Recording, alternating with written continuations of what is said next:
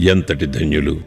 భక్తుల అనుభవములు. శ్రీకృష్ణుడు భగవద్గీత 9వ అధ్యాయం 26వ శ్లోకం యందు శ్రద్ధాభక్తులతో ఎవ్వరేని పత్రము కాని, పుష్పము కాని, ఫలము కాని, లేదా నీరు కాని అర్పించినచో దానిని నేను గ్రహించెదను అని నుడివెను.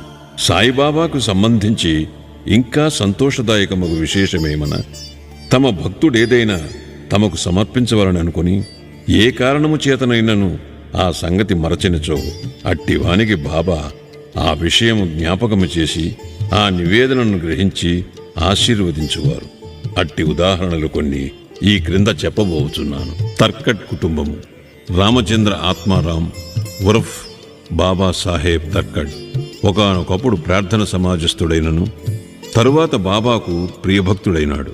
వాని భార్యాపుత్రులు కూడా బాబాను మిగులు ప్రేమించుచుండెరి.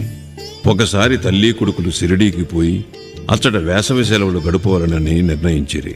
షిరిడీ పోవుట సంతోషదాయకమైనను కొడుకు మాత్రము దానికి మనస్ఫూర్తిగా ఇష్టపడలేదు. కారణమేమనా, తన తండ్రి ప్రార్థన సమాజమునకు చెందినవారొకటిచే ఇంటి వద్ద బాబా యొక్క పూజ సరిగా చేయకపోవచ్చునని సంశయించాను.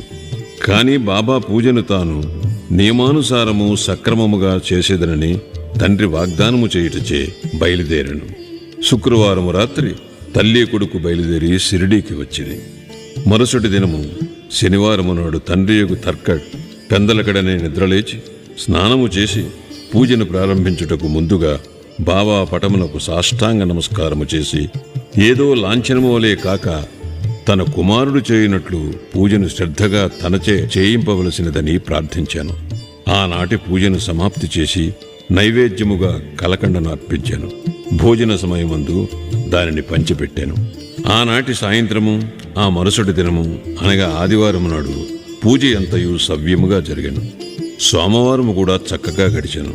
ఆత్మారాముడు ఎప్పుడూ ఇట్లు పూజ చేసి ఉండలేదు. పూజ ఎంతయు కొడుకునకు వాగ్దానము చేసినట్లు సరిగా జరుగుతున్నందుకు సంతసించాను. మంగళవారము నాడు పూజ నెప్పటి వలె సలిపి కచేరీకి పోయాను. మధ్యాహ్నం ఇంటికి వచ్చి భోజనమునకు కూర్చున్నప్పుడు అక్కడ ప్రసాదము లేకున్నట్టు గమనించాను. నౌకరును అడుగగా ఆనాడు నైవేద్యమిచ్చుట మరచుటచే ప్రసాదము లేదని బదులు చెప్పాను. ఆ సంగతి వినగానే భోజనమునకు కూర్చున్న ఆత్మారాం వెంటనే లేచి బాబా పటమునకు సాష్టాంగ నమస్కారము చేసి బాబాను క్షమాపణ కోరాను. బాబా తనకు ఆ విషయము జ్ఞప్తికి తేనందుకు నిందించాను. ఈ సంగతులన్నిటినీ షిరిడీలోనున్న తన కొడుకునకు రాసి బాబాను క్షమాపణ వేడమనెను. ఇది బాంద్రాలో మంగళవారం